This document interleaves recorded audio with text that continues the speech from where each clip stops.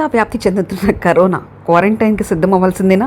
Corona virus కేసులు దేశవ్యాప్తంగా పెరుగుతున్నాయి. గత 24 గంటల్లో 23 కేసులు నమోదైనట్లు కేంద్ర వైద్య ఆరోగ్య శాఖ తెలిపింది. దేశంలో కరోనా కేసులు పెరుగుతుండటంతో కేంద్ర వైద్య ఆరోగ్య శాఖ రాష్ట్రాలను అప్రమత్తం చేసింది. వేగంగా వ్యాప్తి చెందే వేరియంట్ కావడంతో తగిన ముందస్తు చర్యలు తీసుకోవాలని కోరింది. తెలుగు రాష్ట్రాల్లోనూ కరోనా టెన్షన్ పట్టుకుంది. ఆంధ్రప్రదేశ్లో తాజాగా మరో 2 కరోనా వైరస్ కేసులు నమోదయ్యాయి.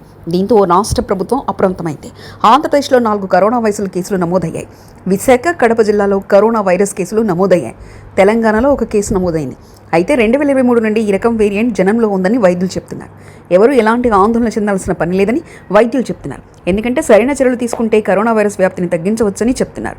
మాస్కులు ధరించడంతో పాటు శానిటైజర్తో ఎప్పటికప్పుడు శుభ్రం చేసుకోవడంతో పాటు భౌతిక దూరం కూడా పాటించాలనే నిబంధనలు కేంద్ర వైద్య ఆరోగ్య శాఖ అన్ని రాష్ట్రాలకు ఆదేశాలు జారీ చేసింది. రద్దీ ప్రదేశాల్లో ఖచ్చితంగా మాస్కులను ధరించేలా చర్యలు తీసుకోవాలని సూచించింది. భారత్లోని 20 రాష్ట్రాల్లో కేంద్రపాలిత ప్రాంతాల్లో కరోనా వైరస్ కేసులు నమోదవుతున్నాయని తెలిపింది. ఎక్కువగా జలుబు, దగ్గు, జ్వరం, ఒళ్ళు నొప్పులుంటే వెంటనే వైద్యులను సంప్రదించడంతో పాటు క్వారంటైన్లో ఉంటూ చికిత్స పొందేలా ఏర్పాట్లు చేయాలని కేంద్ర ప్రభుత్వం సూచించింది. మరొక వైపు ఇప్పటి వరకు భారత్లో కరోనా వైరస్తో మరణ నమోదు కాలేదని భారత వైద్య ఆరోగ్య శాఖ తెలిపింది. సోషల్ మీడియాలో వస్తున్న వార్తలు నమ్మవద్దని తెలిపింది. ఇది ప్రమాదకరమైన వేరియంట్ కాదని, దీనికి ఇంట్లో ఉండి చికిత్స తీసుకోవచ్చని సూచించింది. అయితే ప్రజలు మాత్రం గుమికూడకుండా తగిన ముందస్తు చర్యలు తీసుకోవాలని, స్వీయ నియంత్రణ పాటిస్తే కరోనా వైరస్ వ్యాప్తిని అడ్డుకోవచ్చని కేంద్ర వైద్య ఆరోగ్య శాఖ సూచించింది. మొత్తం మీద కరోనా వైరస్ డేంజర్ బెల్స్ మాత్రం మోగిస్తూనే ఉంది.